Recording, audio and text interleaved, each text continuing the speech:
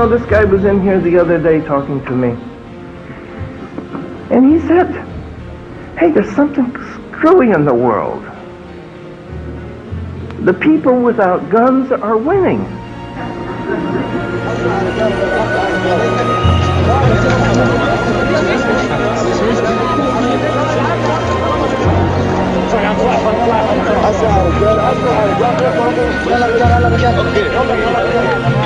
I'm so sorry.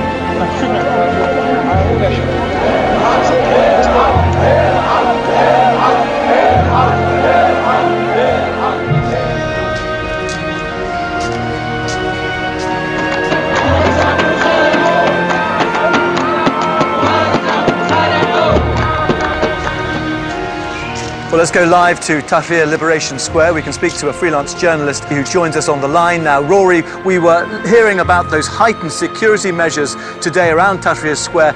Is there a different atmosphere here compared with, say, yesterday and the day before? Yes, it's an incredible atmosphere today. That cross-section of Egyptian society that left Tahrir Square yesterday is back in force now. They've managed to re-energize the protest. There's very young children, women, older men here. People are singing and dancing. There are many instruments in the square, and it's more full here than it has been in days.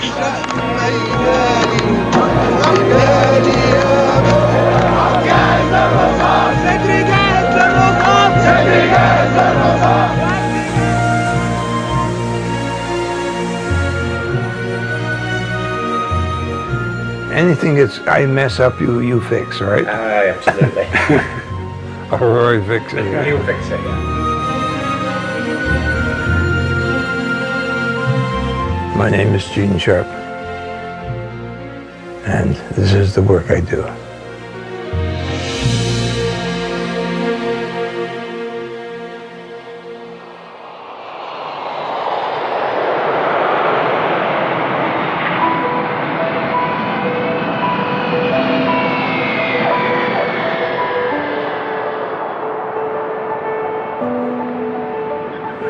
What do you do? How would you describe your work? That's always a problem, describing my work, because it doesn't fit a lot of the people's preconceptions. Primarily, I try to understand the nature and potential of nonviolent forms of struggle to undermine dictatorships.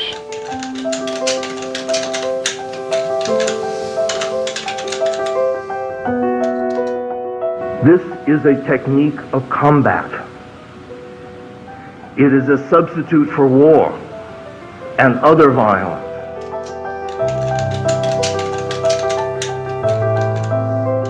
We don't know quite how it spread, but it certainly did into 30-some languages in different parts of the world, on all continents except Antarctica.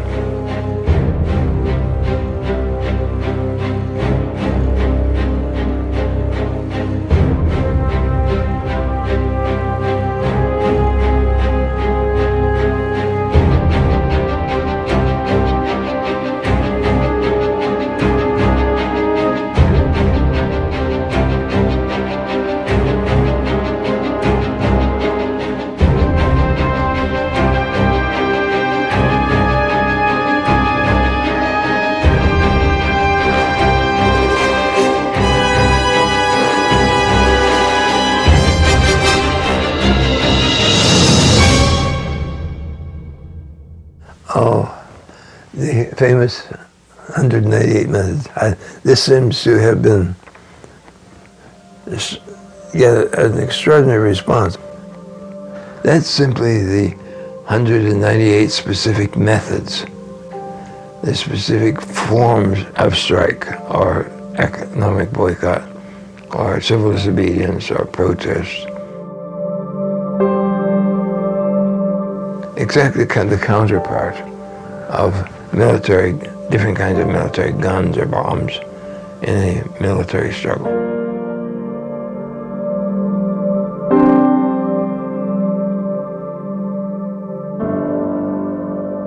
Unless they have something instead of violence and war, they will go back for violence and war every time.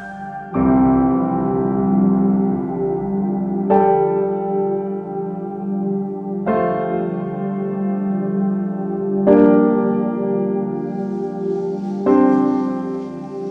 came to work at the Albert Einstein Institution very shortly after graduating from college, and I had been concerned about the world. It was 2001. It was a very interesting time to be entering the workforce, and I was thinking about entering some development field, working for a charity, an NGO that's very consistent with my family background. I had ideas about the world, about violence, about conflict, coming from Afghanistan that's seen a great deal of conflict, and sort of growing up with that history as a backdrop to my childhood, really. And having been a refugee at a very young age, I had ideas about how conflict should be waged and the need for conflict, really. You know, I had perceptions of the anti-war community and the peace community as being really naive, that people are not going to give up violence, and that they should not, that some conflicts must be waged. But at the time I did not know there were very powerful alternatives to violence. So I began learning about the work at a very basic level. I did most of my reading and learning as soon as I started working at the institution, and I was hooked.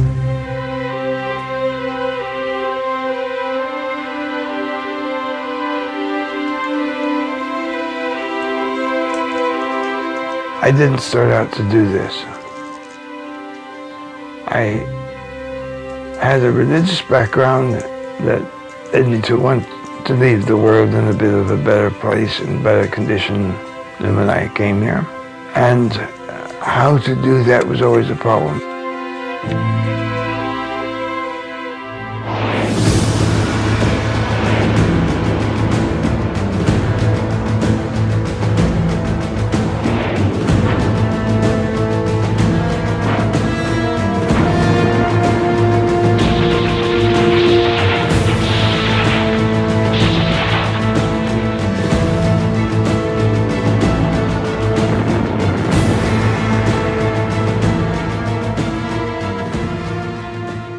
I was maybe 25 or something like that. I took a civil disobedience position against military conscriptions. And so I went to prison. I had a 2-year sentence. I did 9 months and 10 days. In those days, you counted the days as well as more. But I don't think that my action there did any good whatsoever. But it was just to keep my sense of my own integrity, so I would carry on in work that I thought was really important. I never met Einstein, but I wrote to him. I don't know how I got his address. I said, well, I'm about to do such and such and go to prison. But by the way, I've written this book on Gandhi. There's 3 cases of Gandhi, 3 quite different cases from each other, of Gandhi's using nonviolent struggle for greater freedom through not just nonviolent means. And he wrote back that he was very much hoped that he couldn't know, but he hoped he would have made the same decision I did, and he would be willing to look at the manuscript, which I had sent to him, and he did so and wrote a very kind introduction to the book.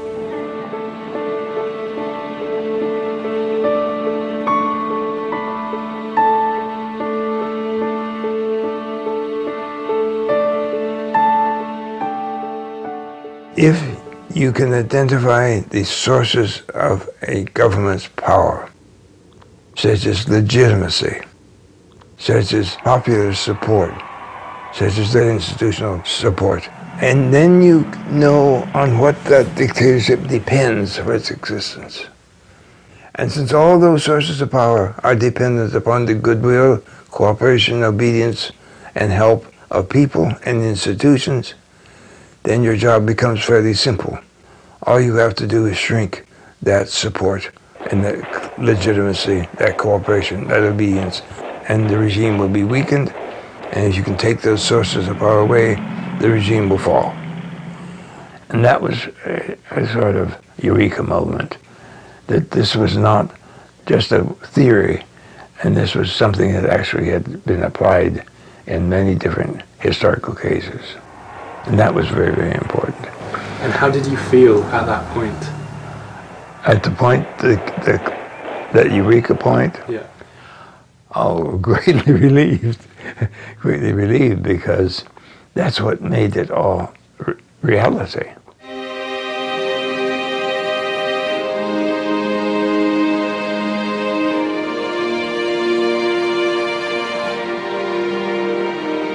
The U.S. Department of Defense and other countries sometimes sent special people to Harvard University for a year of doing something different. I had a program within the Center for National Affairs on nonviolent sanctions, on nonviolent forms of struggle.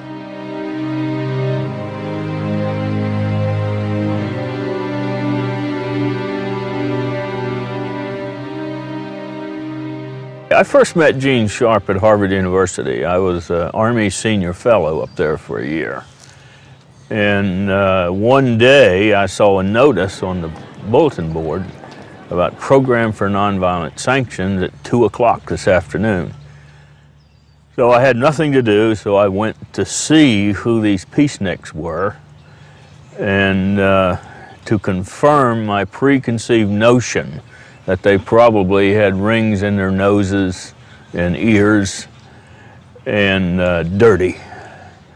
And so I went up there just to see them. And surprisingly, they weren't there. I saw, you know, regular looking people there. And a few minutes after we all sat down, this little short, soft-spoken gentleman comes to the front of the room and says, "My name is Gene Sharp, and we're here today to discuss how to seize political power and deny it to others." I say nonviolent struggle is armed struggle. And we have to take back that term from those advocates of violence who try to justify with pretty words that kind of combat. Only with this type of struggle, one fights with psychological weapons, social weapons, economic weapons, and political weapons. And that this is ultimately more powerful against oppression, injustice, and tyranny than is violence. That got my attention.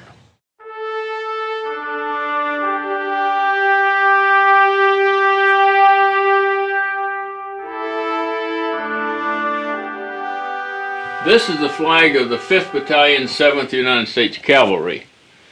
The 7th Cav, as you know, was the regiment of General Armstrong Custer, who fought and died at the Battle of the Little Bighorn. That's me in my younger days. Full head of hair. This is the award for the Distinguished Service Cross that I got in Vietnam.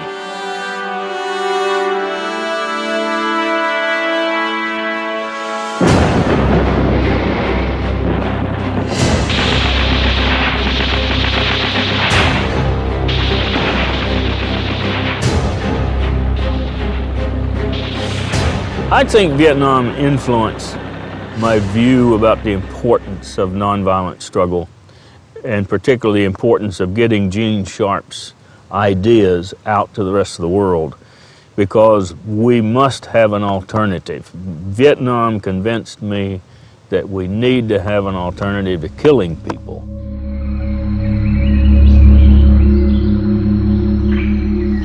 For more than 15 years, Manipur has been the headquarters of the Karen National Liberation Army. The opposition National Coalition Government of the Union of Burma is based here. They moved to Manipur after the military regime refused to recognize the victory of Nobel Peace Prize winner Aung San Suu Kyi and her pro-democracy party in the 1990 elections. I had retired from the Army and was doing some consultation work with the Karen National Union.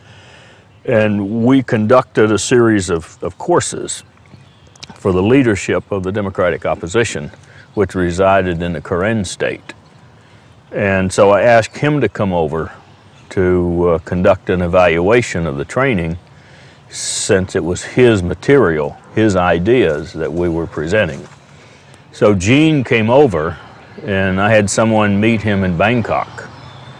And they came to Mae Sot, and then from Mae Sot they took a truck north and then went to a site at the Moy River, put him in a boat in the Moy River and took him on to Manarplau. No, it was an illegal entry into Burma, and what they do, or what they did at that point, was there was a Burma Army outpost up on the mountain looking at the site where the boats would come in and out. So you would have to wait until somebody gave you a signal that there was nobody watching, and that's when you went down to the boat carrying an umbrella so they couldn't see who was under the umbrella. Well, shortly after they got started, we got a message on the radio that the boat was coming, and there was a white man with a big suitcase coming up river. And of course there was no place to go but Manarplau, so he was coming to Manarplau.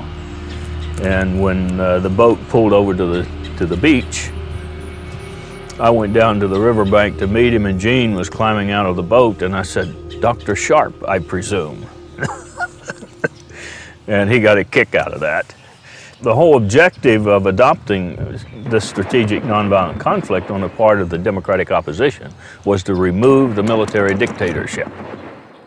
I was talking to one of the Karen commandos, and he had come by the classroom, and he was looking in the window, and he stayed there for over an hour, hour and a half.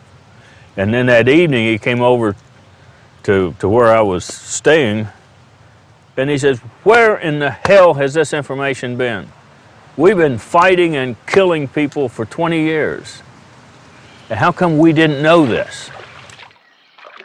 Some of the Burmese came up to him and asked if he would write something for the Burmese on how to move from a dictatorship to a democracy.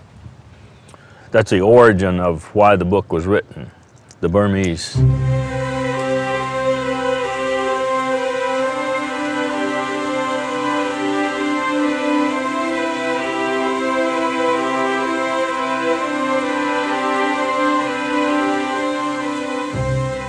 I couldn't write about Burma, honestly, because I didn't know Burma well.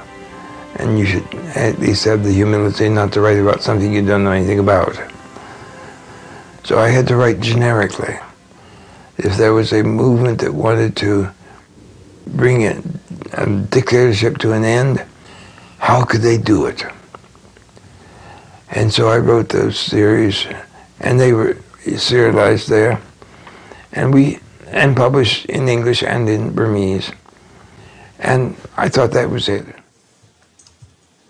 The military dictators of Burma were denouncing my little publication from dictatorship to democracy, because it was giving some ideas about how their suppressed Burmese and other nationalities living in Burma could free themselves. That's why when someone simply carrying that little booklet with them and smuggling it through, when they were caught, they were arrested and sent to prison for 7 years for carrying a few sheets of paper rather than bombs or guns or anything like that. Dictatorship cannot stand this. Strange things happened. The edition printed in Bangkok in English was on display in a bookstore window in Bangkok. And there was a student there from Indonesia. He saw it and bought a copy and took it back to Jakarta. It led to that distribution under Muslim auspices and contributed somewhat to the democratization effort in Indonesia, which had also been under military dictatorships. And from there, we don't know quite how it spread, but it certainly did.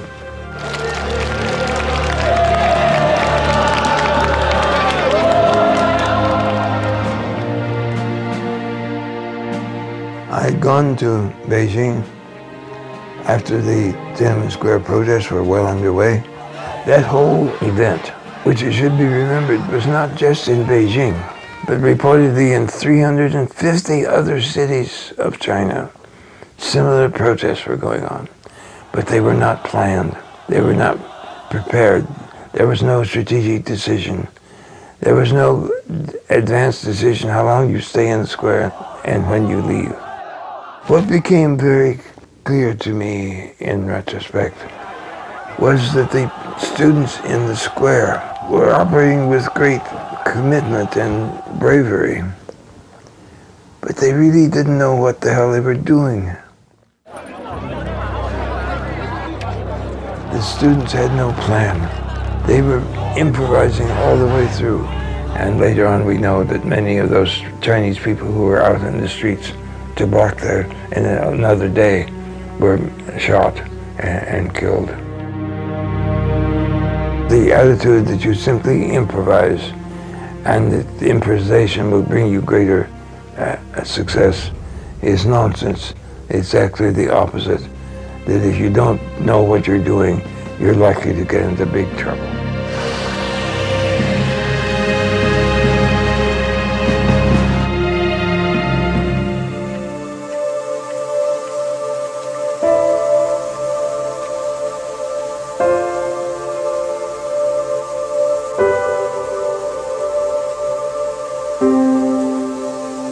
I'd never grown orchids before. I had driven down to Manhattan to see some friends of mine I had known when they were at Harvard. And near their house there was a flower shop. And they had some quite large potted plants of cattleya orchids. So I bought 2 or 3 of those. They survived for a while, they bloomed for a while, but of course they soon died, but that led me to inquire about other ones and learning more about how you really take care of them and how difficult some of them can be and how easy some of them are.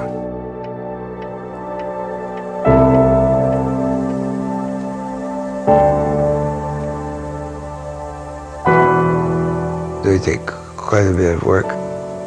That became very important because it was something I could treat as they needed to be treated and not expecting miracles, but if you don't treat orchids right or anything else in life, then it's not going to thrive.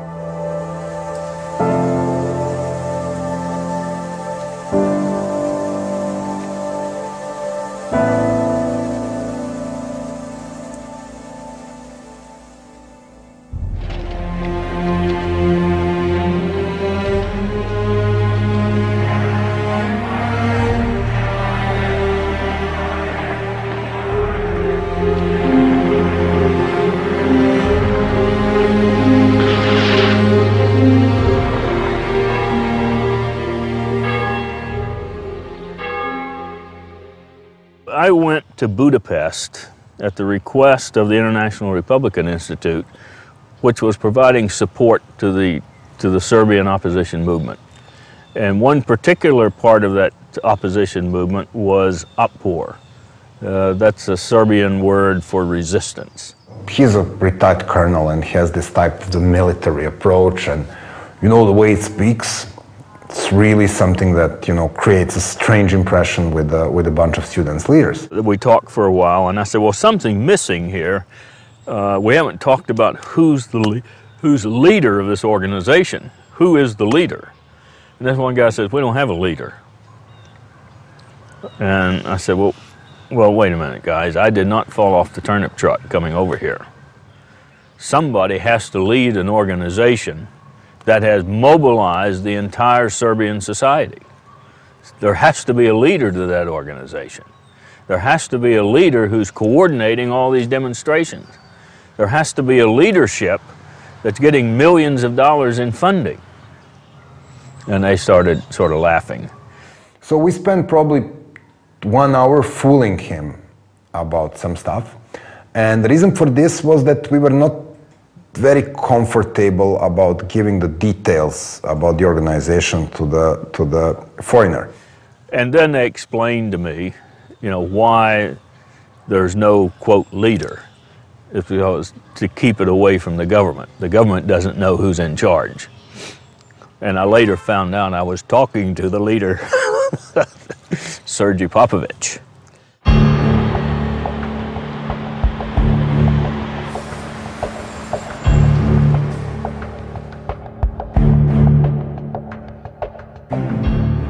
When Bob Halvey gave us the Gene Sharp's The Politics of Nonviolent Action, we were quite amazed. Partly I was ashamed that I didn't know about such a book before, even if there was a translation of From Dictatorship to Democracy in Serbian, but I've never seen it. And seeing the knowledge of how power operates and how pillars of the support operates, and all of this stuff we needed to learn hard way throughout our experience, written systematically in one place was quite an amazing thing. And from that moment I knew I will read it, even it was quite a fat book, but I didn't know how much it can influence the way we think, and also I didn't know how useful it will be in developing our own future trainings.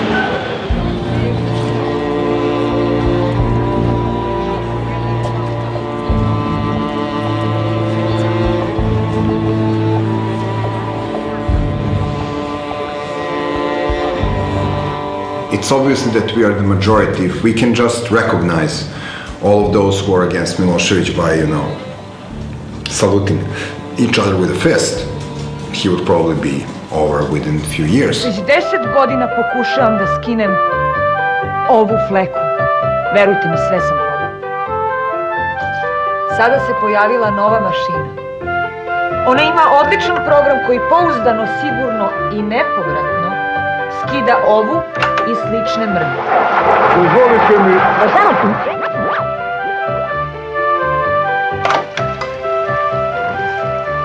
Vidite, deluje.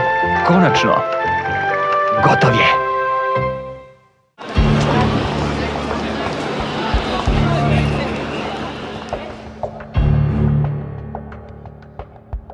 Atomization is when the regime attempts to make every individual in the society an isolated unit. It's one of the main ways that totalitarian systems seek to control their populations, make them all fear of each other, fearing to speak out and to act together, never telling a neighbor or even sometimes a family member what you really think.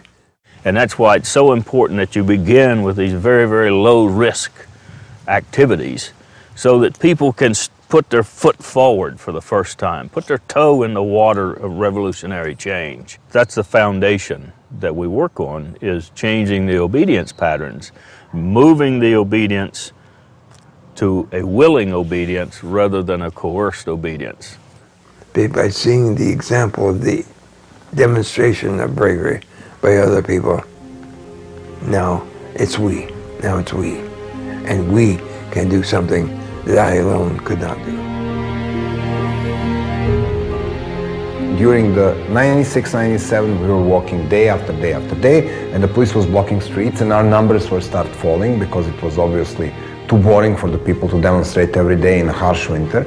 So we said, okay, why won't we go home and try to make noise from our balconies? So we start hitting pots and pans, and this spread like fire throughout the Belgrade and other cities, and radio stations were, transmitted, oh, it is very loud in this neighborhood, oh, these people are using the loudspeakers, oh, there is a disco club joining the protest. And we were doing it from 7:30 to 8 p.m. as a response to the state TV news. That was the answer of this is what we don't watch your crap, we do our own thing. From the pots and pans to doing the stickers, so the stickers can be done in every building. And also the things like, will you go and prosecute the kids for wearing Otpar t-shirts when there is not one single law which bans wearing anything on a t-shirt?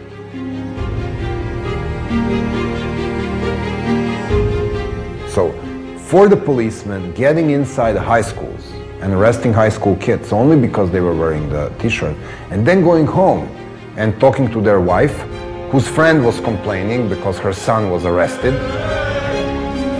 having a dialogue with your kid who is coming now from his school where nobody wants to spend time with him or her because their father is, beating kids from my neighborhood. And now, this systemic oppression doesn't work. These pillars are holding up the government, like my fingers are holding up this book. And I develop a strategy to undermine each of those pillars, the police, the Sangha or the religious institutions, the workers, whatever, every organization. And as they weaken and start to collapse, the government will collapse when those pillars are broken. Ideally, we want those pillars not destroyed, but transferred over to the democratic movement. If you want these pillars to shift sides, you need to co-opt people. You can co-opt people by two means. If you put a price on what they are doing for the sake of the regime, or give them the clear message that there will be a place for them in the future society. This is exactly what Otpor was done. We were telling the police that we are both victims of the same system. They are pushed to do things they wouldn't like to do. We are pushed to the streets instead of sitting in the classrooms. There is no reason to have war between victims and victims. One victims wear blue uniforms, other victims wear blue jeans, but there is no reason for this conflict. And this worked, really worked. And it worked in Georgia, it worked in Ukraine, it worked in many other places in the world. This is the way you do. You go and co-opt from discursive pillars. You don't throw stones to the police.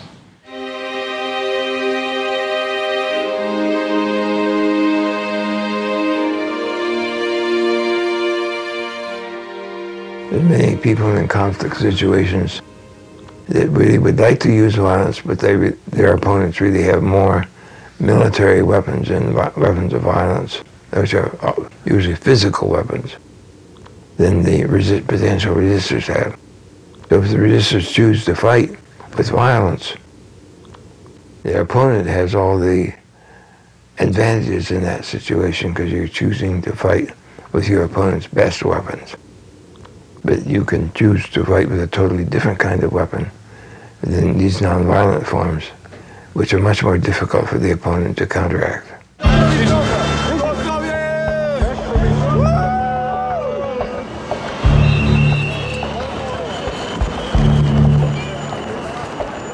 It's very difficult to build a nonviolent march, because what you need is only one agent provocateur, or only one lunatic or drunk person throwing stone at the police. So my question is, you have 20,000 peaceful demonstrators, you have one idiot breaking out the window, and these people got all of the media attention.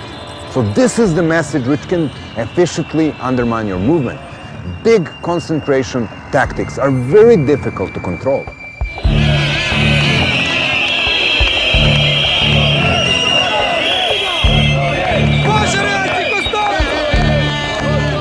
So what we were dealing with is like you go on the march and there is a risk of the people getting arrested. So what would you normally do?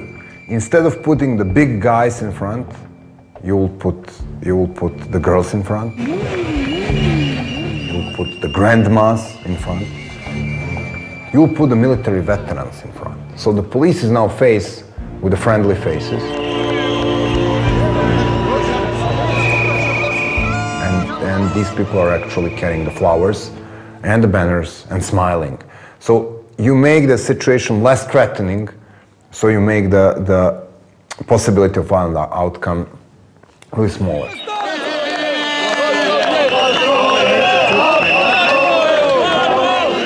October the 5th should be seen in a context of a successful strategy, and that was not the day like many spectators of media like CNN. They just see this big bunch of people, revolution, boom, and it's over. It was first of all 10 years of attempts and failures, and 2 years of existence of Otpor, 5 different campaigns, and we were setting the victory on the elections. We knew that Milosevic will lose, and we knew that he will not accept the fact that he has lost. So there was this 10 days of increasing pressure that was very important, because not only we brought all the country to the standstill, including the general strikes, efficiently dragged down the 70% of electrical power, and if you look to the gene's mechanisms, this is called a non-violent coercion. So first you try to convert somebody, then you try to accommodate somebody, and then you go to the coercion. In non-violent coercion, your opponent, in this case Milosevic, was ready to continue the struggle. In fact, orders were given to the police to react against the people. But people were not responding to these orders, because the policemen will know that if they shoot into the crowd of hundreds of thousands of people, including their own kids, they will go down to the sink together with Milosevic. They didn't want that to happen. But this is why this preparation period was so important, because throughout this period, after victory in the elections and general strike, we successfully explained to the people in the police and in the military that it is not, again, government against the opposition, but this is the people as whole, Serbian people, against Milosevic.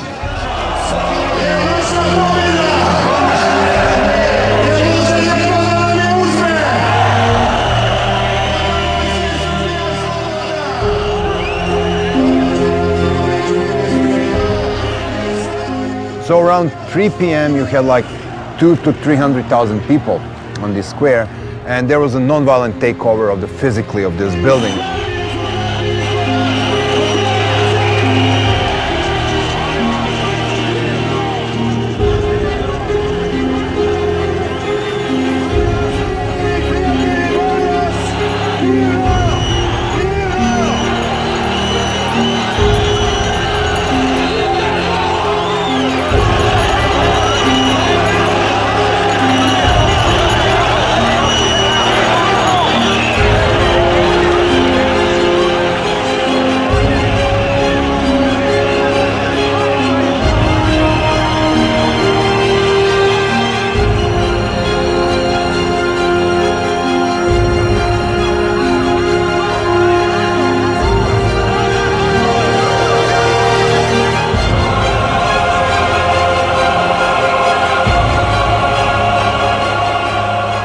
And this is where the people who broke into the building at the October the 5th found many leaflets pre-marked for Milosevic. So this is where we, actually the physical cheat was taking place on the second floor of this building.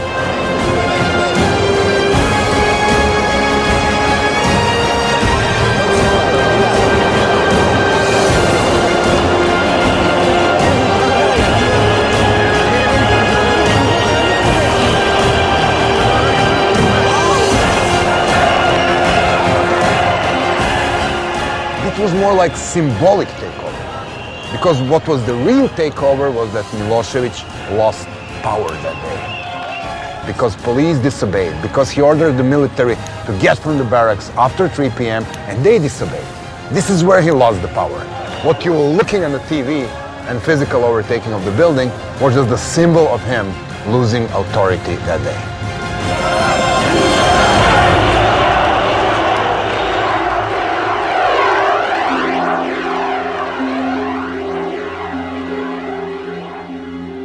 I think what we learned from Bob and what comes and derives from Gene Sharp thinking and writing influenced the way we think, and also made our struggle more efficient in a very important point when we were preparing for a decisive struggle.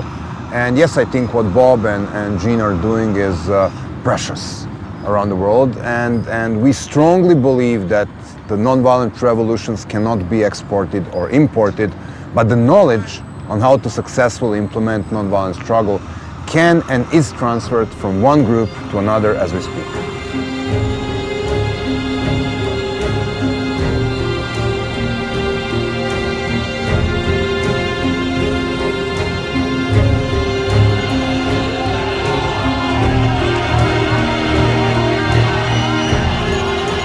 Well, I felt good that here was a revolution that occurred nonviolently. There was no violence on the part of the Democratic opposition. And it shows that what Gene was talking about year after year after year, there are realistic alternatives to violent conflict.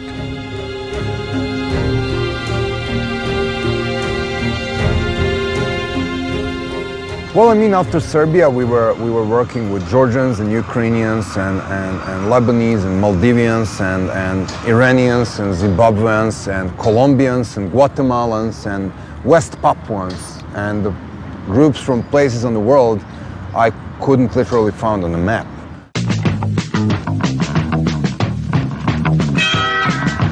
إذا كرفت ما تزعل، عندك صابونة جرفنان. بعد 20 سنة بدون تغيير الموضوع ما هي. عاوز ليه وداعك وداعك وداعك. وعصر وعصر وعصر وعصر وعصر وعصر.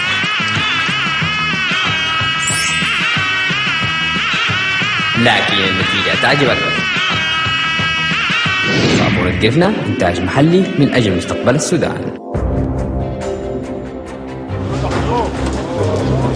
Then from Serbia, the news spread to Georgia, which was under a very repressive regime, and then to Ukraine, which again had problems, and it spread there, and then to a series of other countries in the stands of the southern tier of the former Soviet Union.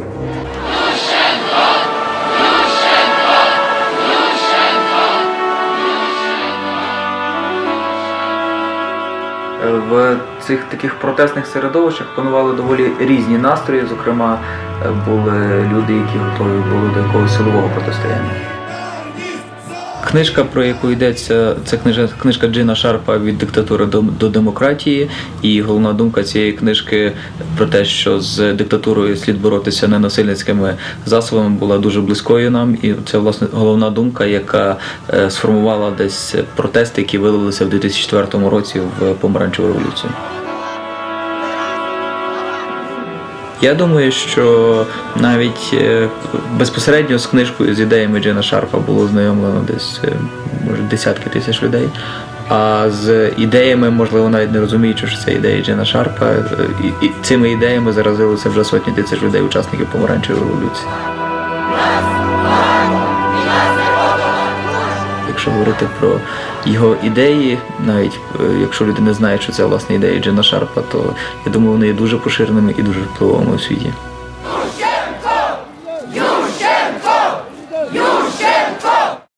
They've been waiting for this. They've been waiting for this knowledge. And Gene provided it.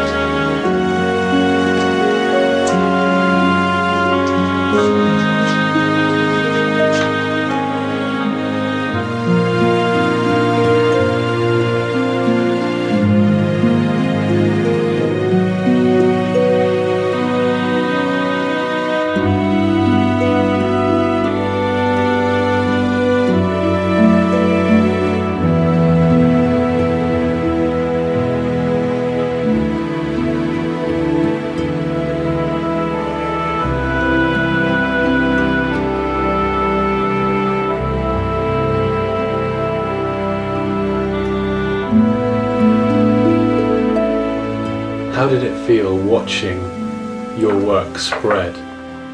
Oh, that spread was really quite remarkable. I was thinking, I'm still amazed. I'm still amazed.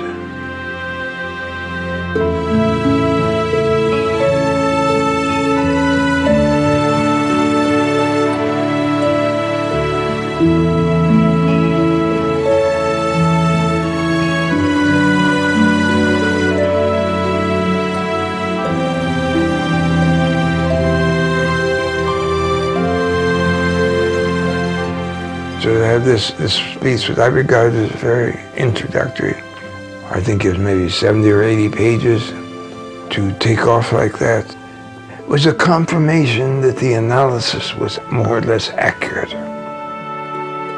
It didn't spread because of good propaganda or some sales pitch.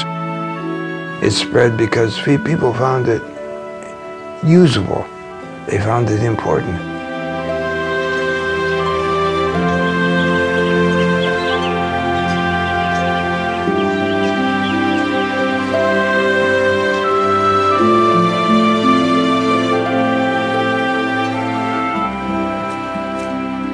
I've worked with some people in Venezuela. I worked with some people from Zimbabwe. I've worked with people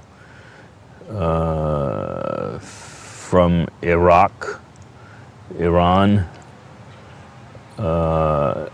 Tibetans, and possibly a few others. And in most of that work, I was promoting basically Gene Sharp's work and the idea of strategic planning. Don't you even think about that. When we first moved in here next to Bob, I was always afraid that someone would try to come in and get rid of him because he'd been all over the world doing all sorts of things. We bought weapons to defend ourselves. I was afraid they get the wrong house and we'd be done. What did you buy? Bought an AR-15 and a shotgun and some other weapons. That's not all he's got. Well, my wife wanted a pistol, and we were trying to decide which would be the right choice. And I was talking to Bob about it over the wall, and he brought me like 13 or 14 pistols, and he said, well, you use this for this or this for this. So it's pretty interesting. I had no idea he was so well armed. Hey, we could stand off the army up here. There has been more done by nonviolent struggle to liberate people from communist dictatorships and other kinds of dictatorships than anything the Pentagon has done with all of its billions and billions of dollars for 40 years. And yet we can't even get a $5 or $10 million budget to do some research in this field. I finally concluded after many years, instead of spending my time trying to raise money, which was usually fruitless, I would concentrate on the quality of my work and the amount of work I was able to produce. And if people could see that work was important, then they could also see that it was important that it receive funding. We've had a sort of a drying up of resources, and we've had a lot of difficulty in getting support, financial support for this type of work.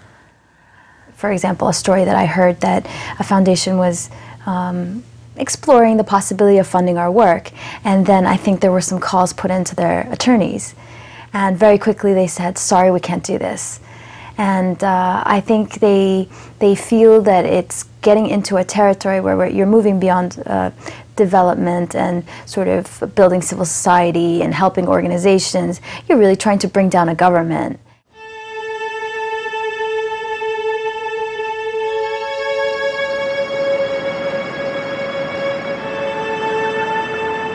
We had no contacts in Russia. Somehow or other, from dictatorship to democracy, got into Russia. This new translation was at a print shop in Moscow and was being printed. While the presses were operating, the FSB raided the print shop. The FSB was the new version of the KGB. And he looked at this item in the presses. He ordered the presses to stop and denounced the publication. He says that book is a bomb. The page proofs were taken to another printing press outside of Moscow and nevertheless printed. And they were on sale in Moscow in two independent bookstores that tended to publish dissident literature when they could. Quite remarkably, both of those print shops caught fire very quickly. And that was the fate of the free press in Russia, publishing from dictatorship to democracy. One thing that makes me very comfortable is that the books are there, the literature is there, it's online, it's in people's homes and in people's hard drives, and it's being disseminated at a level where that cannot stop, and it cannot be stopped.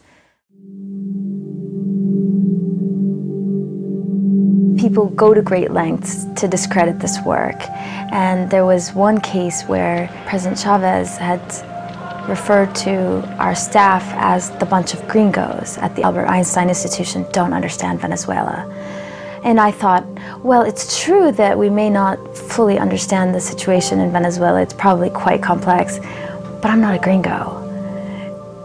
And we also were accused in a book for having trained paramilitaries that were being sent to assassinate President Chavez.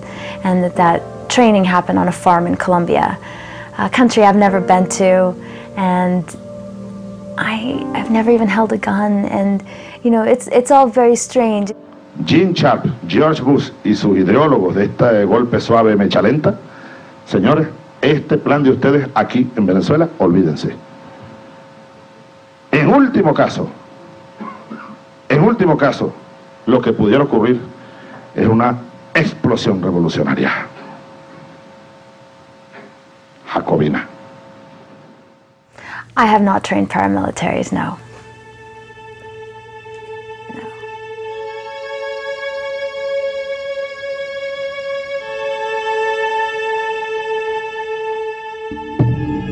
کاخ سفید، واشنگتن دی سی.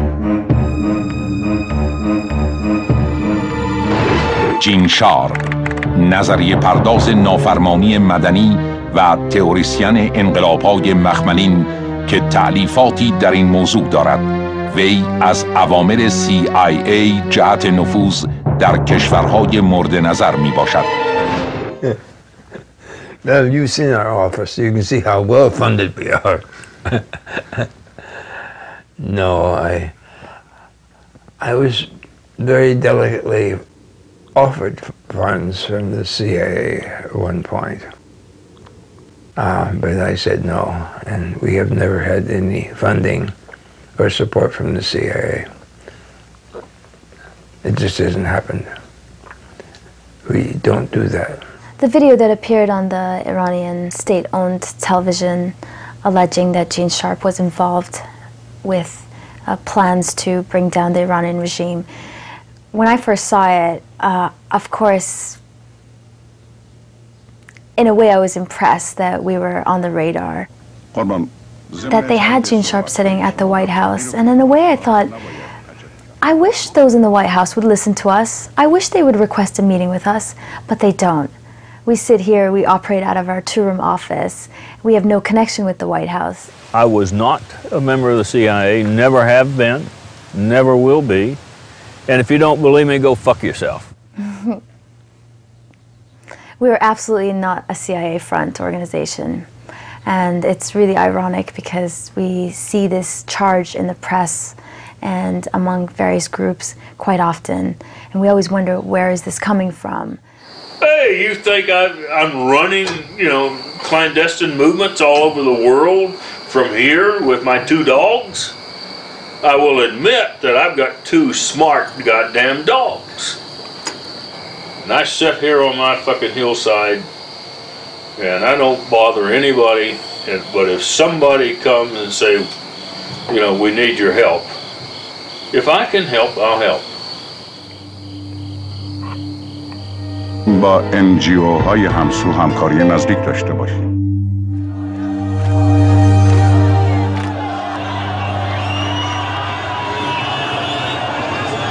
There are thousands upon thousands of people streaming down through the main boulevard, all heading in the same direction. It's quite something. They're waving green flags. People are hanging out of cars, giving the V for Victory signs. I was not sure people would turn up given the warning, and I'm wrong.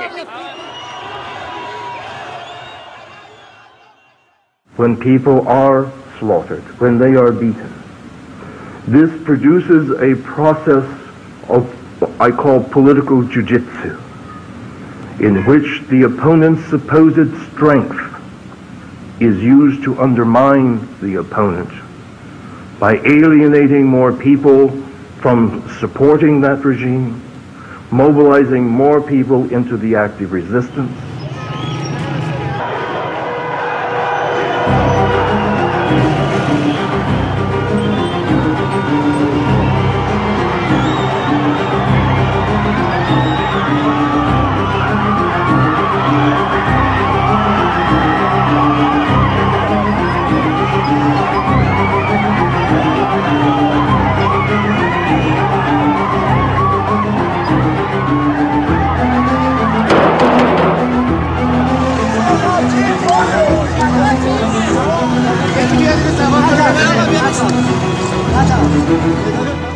it's a kind of backlash effect.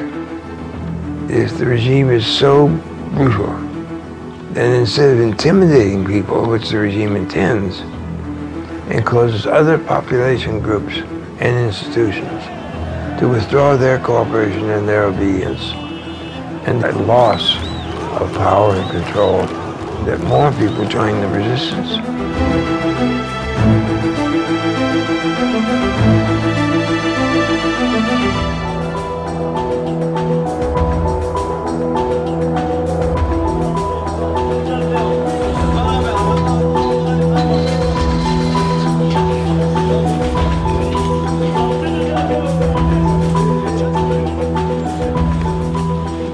When I went to see the chief prosecutor on the second day that I was in prison, he looked at me when I took off my blindfold, sitting in his office, and he said, "Do you know why you're here?"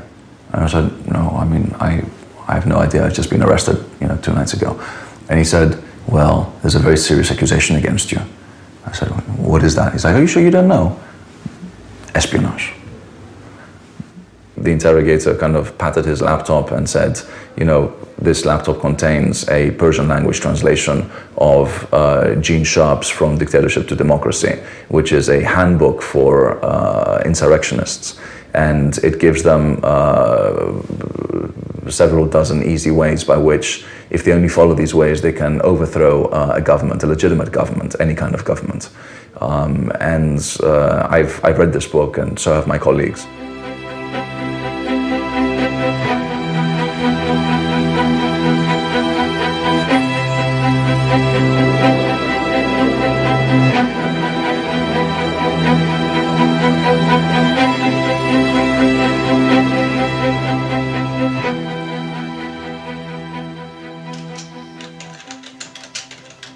We see people in many countries and many situations that feel there is nothing they can do, and that the steps they can take are mainly in sort of waiting for an external group to assist them in their liberation or to come in and help them by some means.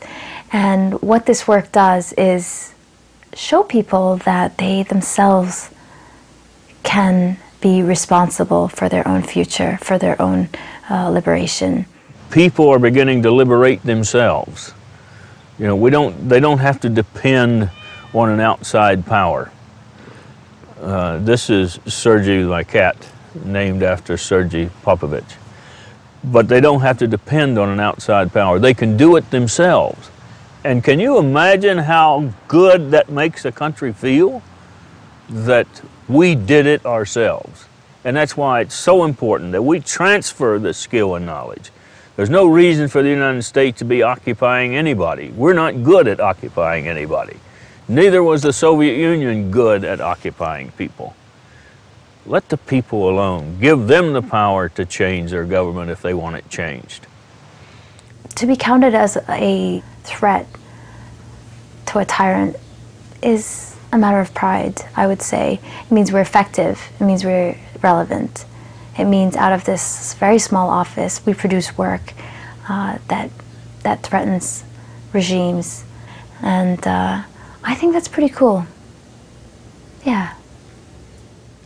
As my writings and research on this became more disseminated, we found people coming to us and asking us what to do. And people may be a little surprised. I don't tell them what to do. Because if I can tell you what to do and you do it, someone else can come next week and tell you the opposite and you do that instead. But you can learn.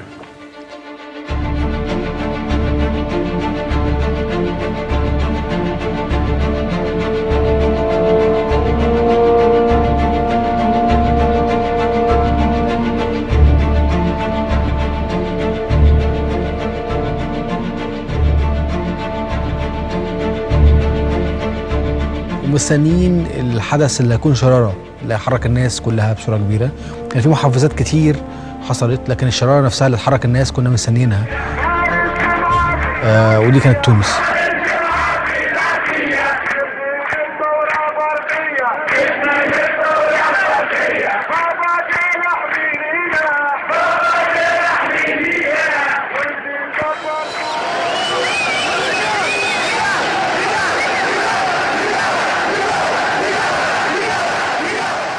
يعني بالفعل كان في اصلا بين مصر وتونس منافسه في كره القدم باستمرار يعني.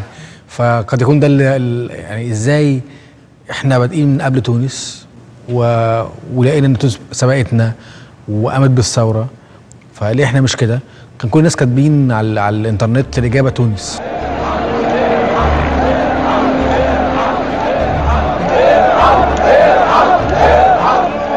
طبعا بالتاكيد كان في تاثير جيد لكتابات جون شارب ومقالات كثيره وكتب كنا جبناها من الانترنت وقريناها، وبدانا بالفعل نطور من ادائنا بصوره كبيره جدا، وعرفنا جوهر فكره اللاعنف بصفه عامه. وكذلك شفنا برضو افلام وثائقيه كتير موجوده على الانترنت بتتكلم عن تجارب شعوب اللي بدات تتكلم عن او تطبق فكره اللاعنف. فكان في الهام كبير جدا للفكره نفسها، سواء من الافلام الوثائقيه اللي شفناها او من كتب اللي قريناها.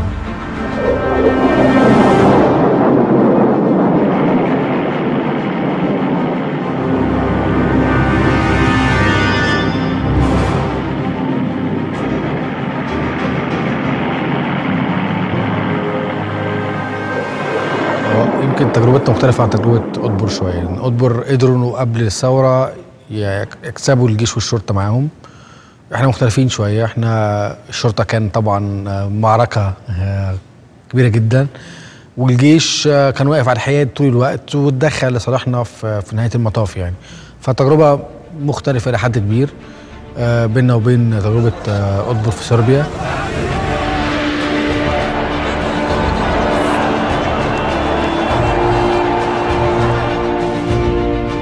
When I saw the developments in Egypt, I was quite amazed because they seemed so determined. They were being nonviolent. They, time and time again, asserted, "I'm not afraid." And many people are saying, "I'm not afraid."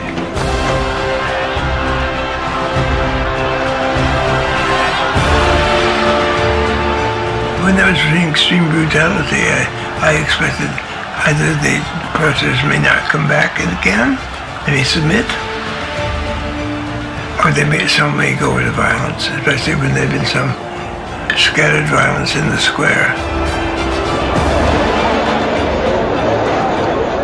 كان من اهم التكتيكات اللي استخدمناها اللي هو كسر حاجز الخوف عن طريق الممارسه، اللي هو ناس جديده بتنزل باستمرار معانا طول السنين اللي فاتت، فبينزلوا مظاهرات، بينزلوا فعاليات، بينزلوا انشطه في اكثر من مكان، بيتم اعتقالهم، بيخرجوا اقوى من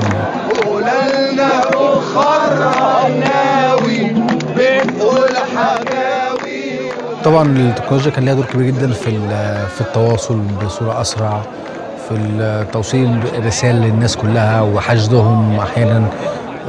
كان في دور للتكنولوجيا عن طريق التنظيم الداخلي. ساعات كنا مثلا عندك مجموعات في المحافظات، فانت عايز تكون على تواصل دائم بمجموعاتك في المحافظات، فبدل ما نعمل اجتماع كل اسبوعين لرؤوس المحافظات، تمام، ممكن عن طريق الفيسبوك، عن طريق سيكريت جروب على الفيسبوك، عن طريق كونفرنس على الياهو او على سكايب او على بالتوك، عن اي برنامج نستخدمه للتواصل باستمرار.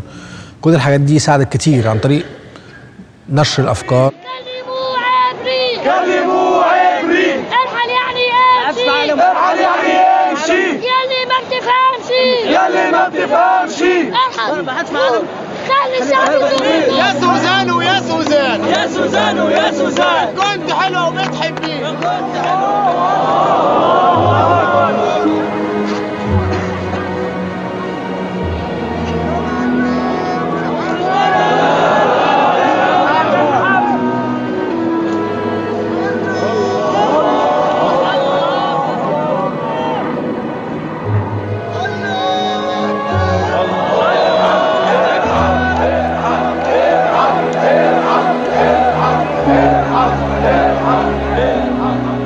ولكن ايه اللي خلى الجيش يساندنا في الاخر؟ اعتقد ان الجيش اصلا من الناس، يعني مجندين الجيش جزء من الشعب، والجيش ليه دور وطني كبير جدا.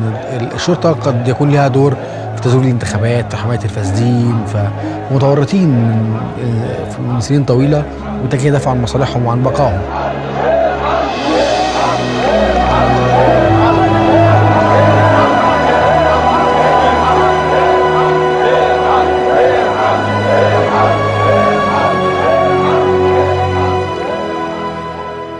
وكنت لسه راجع من التحرير وداخل على الميدان من بوابات التفتيش اللي كنا عاملينها باستمرار يعني، وكان في كافيتيريا تقريبا مشغله تلفزيون بصوت عالي. بسم الله الرحمن الرحيم.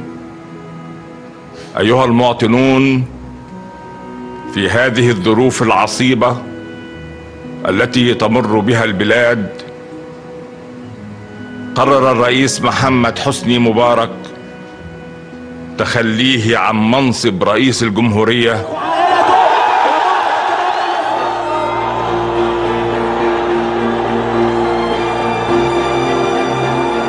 خطاب التنحي، فجننت لما سمعت الخطاب يعني، وقعدت اعيط اللي هو اخيرا يعني، اخيرا الحلم اللي بقالنا سنين استحملنا كتير عشانه حصل يعني.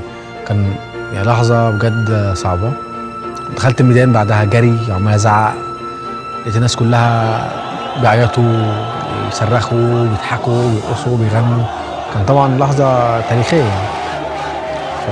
وكان احساس بعدها انه يعني مش مصدق يعني، قعدت كذا يوم مش متخيل يعني معقول.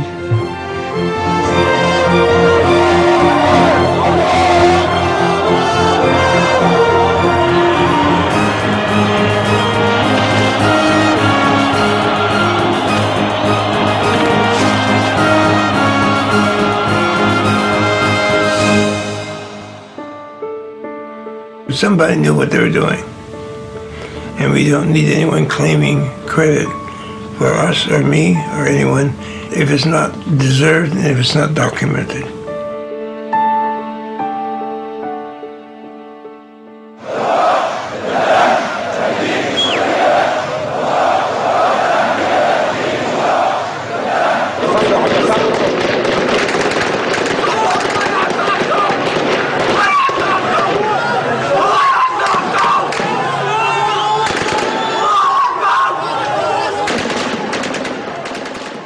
Massacre in Juma, 15 so far killed. معك أسامة. أني الحمد لله جبت لك رقم طبيب شاف القتل بالمعظمية. This is a video of a kid that's been shot at. One brother is shouting, "My brother, my brother."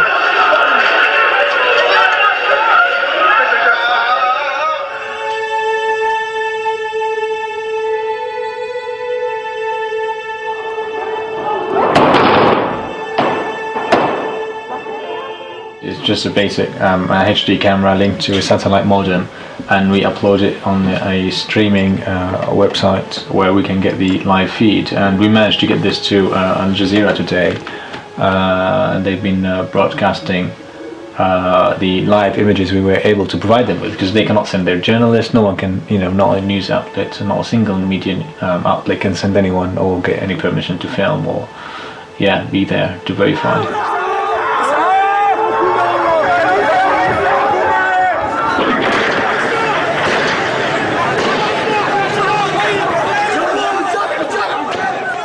The reporter over there on the CNN, I was talking with her, just liaising what took place, what's going to happen, and what information we can provide. The videos you've seen there on CNN, we have some people uploading these videos now on CNN, on Al Jazeera here, Arabic, Al Jazeera English, ABC, France 24, BBC, Sky. So we have someone uploading these videos on their websites, and we are already in contact with various media outlets now. If they need confirmation of videos or confirmation of fact verification or eyewitness accounts, we can provide that. Without the modern technology, you wouldn't be able to make it. Oh, absolutely, the regime would have killed it in the put.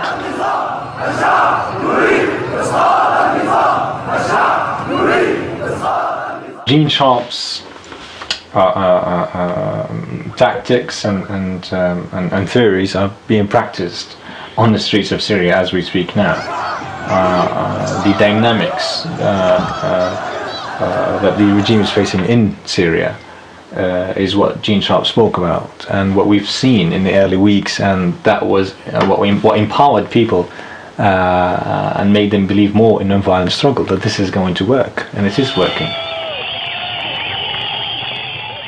what we did is promote these tactics and explain them to people through the Facebook pages that we have, and also the YouTube channels. This is how they're applied, from putting flowers on the spots where fallen heroes fell in the demonstrations, from graffiti campaign while you march, from cleaning streets and making it nicer and better, because we can do something even better than the regime can do in terms of services. So yeah, from dictatorship to democracy gives you the inspiration, the assurances that this could really be achieved and this can really happen.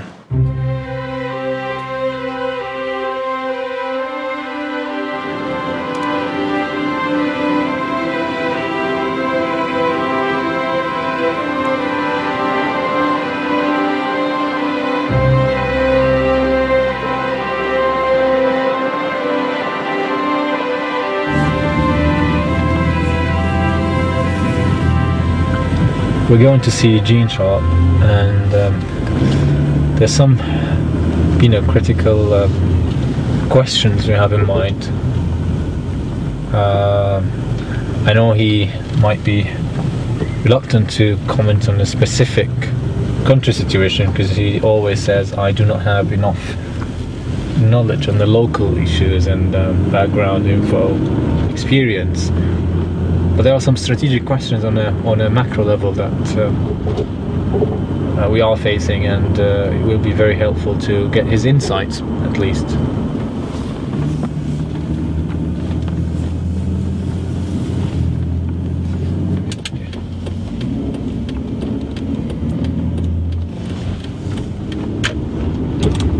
Well, here we are. Try to find a place, and here's a parking place in here we can park. Perfect. When were you last here? I don't remember exactly, was it 2007 or 2006? Yeah, years ago. When it was only few people thinking about non-violence resistance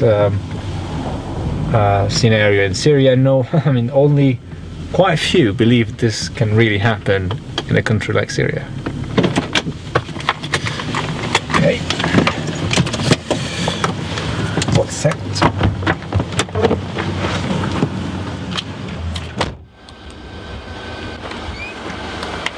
Hi, Osama, how are you? Good, Nice great, to good see you to see again. you.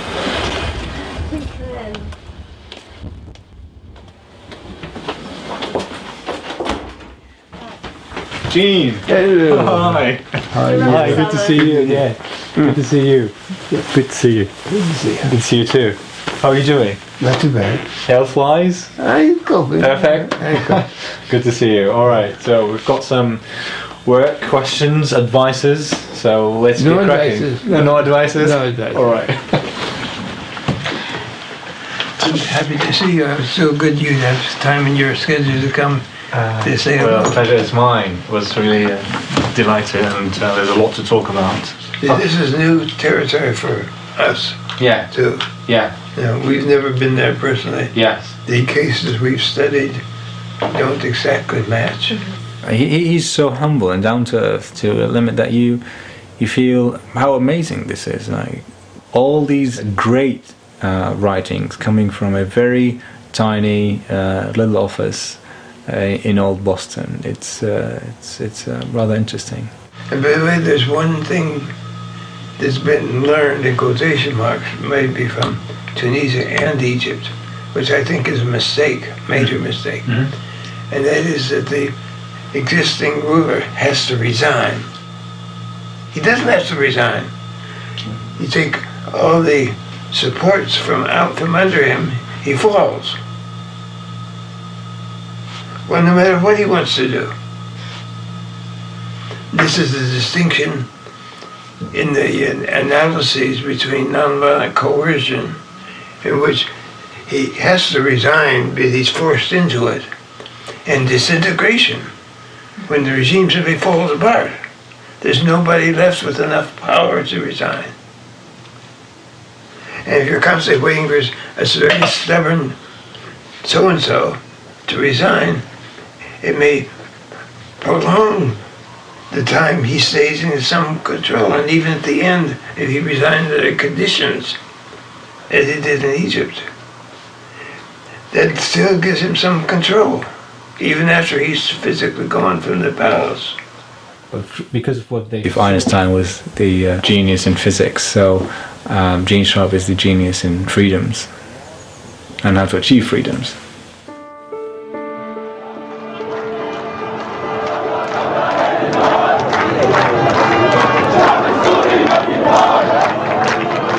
I feel good in a way that we're spreading the word, and if people follow Gene's advice on how to think about waging a nonviolent struggle, sooner or later they'll win.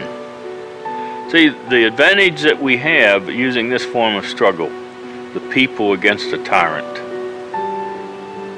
as long as we don't surrender, we never lose. And that's key. As long as you haven't given up, you haven't lost.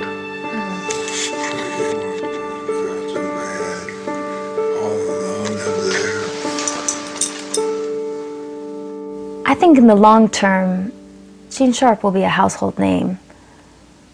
I think his books will be in every library in the world, and they will be translated into most languages. Can we survive until then? Can this institution survive until then? Well, we certainly hope so. Politically significant nonviolent action has occurred in at least the following countries: Guatemala, Australia, Thailand, Burma, China, Japan, Georgia, Iran, Kyrgyzstan, Russia, Serbia, Ukraine, Venezuela, Vietnam, Zimbabwe, and there'll probably be a couple more.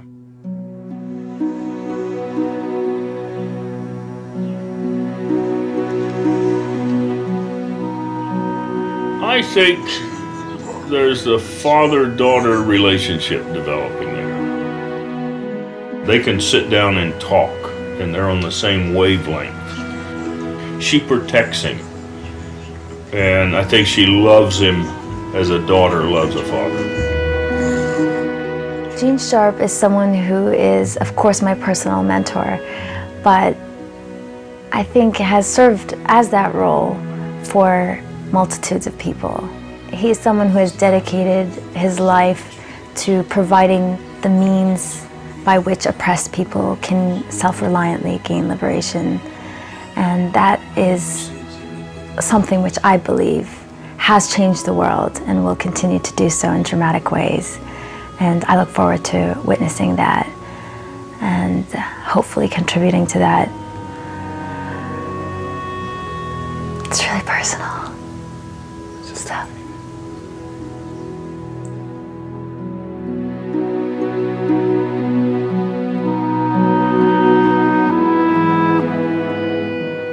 Sometimes people ask me what I really want. Do I have a dream? And I do. I dream that the oppressed people of the world will be able to learn from